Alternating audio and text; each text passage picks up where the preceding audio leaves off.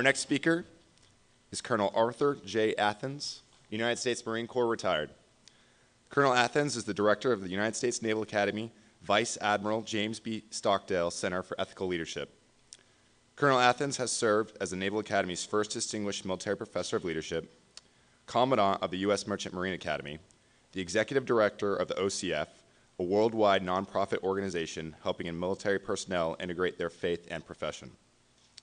A White House Fellow under President Ronald Reagan, a Special Assistant to the National Aeronautics and Space Administration following the Space Shuttle Challenger accident, and a U.S. Marine Corps officer who retired in July 2008 with over 30 years of combined active duty and reserve service and significant command, staff, and instructional positions.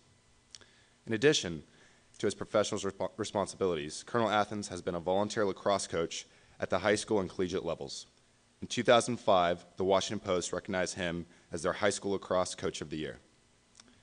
Colonel Athens holds a bachelor's degree in Operation Research from the Naval Academy, where he lettered in lacrosse and received the Alumni Award for overall academic, athletic, and leadership achievement. He also earned a master's degree from the Naval Postgraduate School and the Army School of Advanced Military Studies. He is married to the former Mistina Root of Williamsburg, Virginia, and they have 10 children. It is my pleasure and distinct honor to introduce Colonel Athens.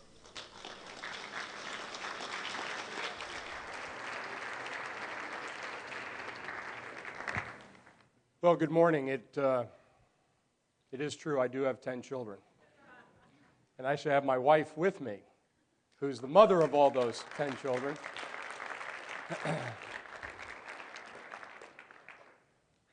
And they're all with the same wife, and yes, we know how it happens, so just in case you're wondering.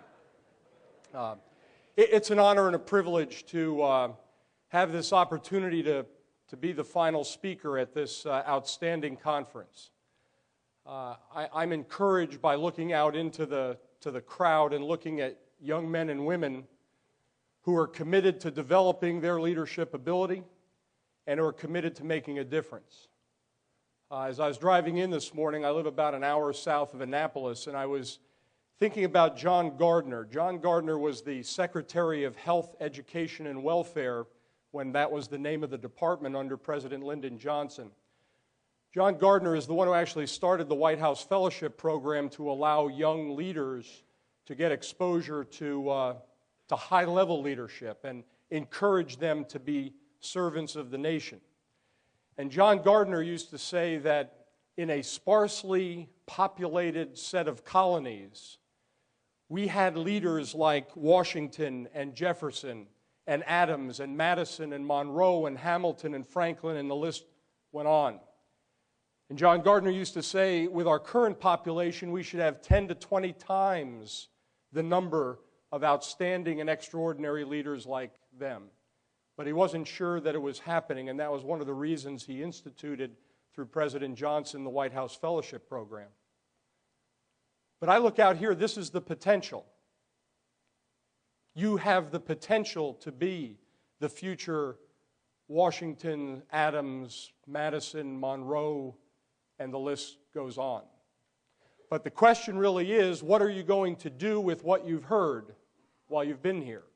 Not just for this conference, but other conferences you go to, other books you read. What are you going to do with what you hear or read?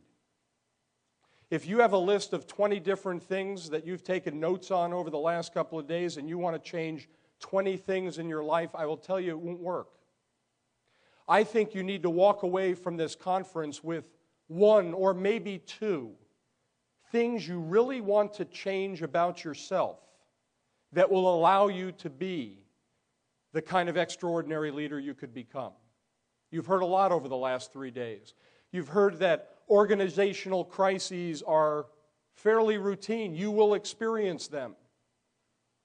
Organizational crises are complex.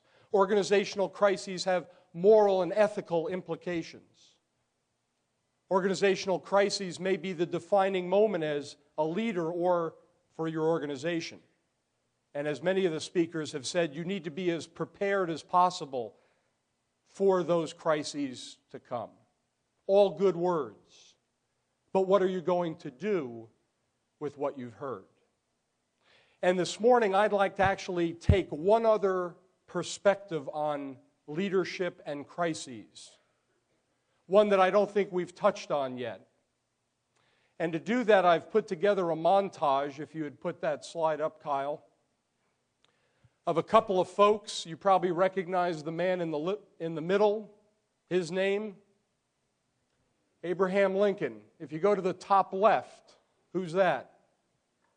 Franklin Delano Roosevelt. If you go clockwise, top right, who is that? Rudy Giuliani, former mayor of New York. If you continue around the loop, who's that? Tony Dungy, former coach of the Indianapolis Colts. If you continue around, the next gentleman, Joe Torre, former manager of the New York Yankees. Continuing around, General David Petraeus, commander of Central Command, responsible for the wars in both Iraq and Afghanistan. And then finally, the last gentleman might not be as recognizable. Does anybody know who he is? Woody Johnson. He's the owner of the New York Jets. My question is, what's common about all those people? And it's this. Well, it's not their backgrounds or upbringings. It's not their race or ethnicity. It's not their professional calling. The thing that is common about those people on the screen are that they all had to lead others while facing their own personal storm, their own personal crisis. Had nothing to do with an organizational crisis. They were facing a crisis internal to their own life, and yet had to continue to lead. Abraham Lincoln lost a son while President of the United States from typhoid fever. Franklin Delano Roosevelt struggled with polio as he led the nation. Rudy Giuliani had cancer as he ran New York. Tony Dungy had a son who committed suicide while he was coaching, working towards the Super Bowl. Joe Torre had cancer while he was managing the Yankees in their run to the pennant. David Petraeus has cancer, but yet has to lead the Central Command. Woody Johnson just lost his daughter just 2 weeks ago as the Jets were competing in the playoffs. Leading while facing a personal storm or a personal crisis. Kyle, if you'd put the next one up. I've been leading for over 35 years, and what strikes me is how common this is amongst leaders.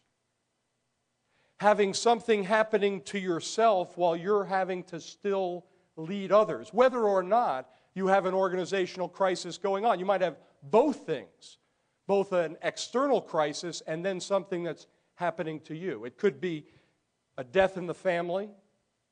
It could be a personal injury or illness or ailment. It might be a broken personal relationship with someone that's breaking your heart. It could be dealing with an ailing parent. The list goes on. Typically, those crises are prolonged. And often as you're going through them as a leader, there is no end in sight to the pain and the difficulty. Where organizational crises often are fleeting. They happen and they're gone and they're done. But this one might stick with you for a while. Some of you in leadership positions where you are may already be going through one of those. I don't know. But I do know this. If you're going to continue to lead, you will find yourself in the midst of a personal storm and still having to lead. There's a funeral director who used to sign all his correspondence and emails, "Eventually yours." That's the truth of leading in the midst of a storm. Not an organizational crisis, but a personal storm. And that's what I'd like to think through with you a little bit today, because if you're not experiencing it right now, you will. And I'd like to plant a couple of seeds to assist you when you are attempting to lead in the midst of the storm. Kyle, if you go to the next one. So let me tell you a personal story. It actually took place in 1996 and 1997 in my life. Let me set the scene. I had three major leadership responsibilities. I was the executive director of OCF, a nonprofit organization, 501c3, that had about 10,000 members spread around the world.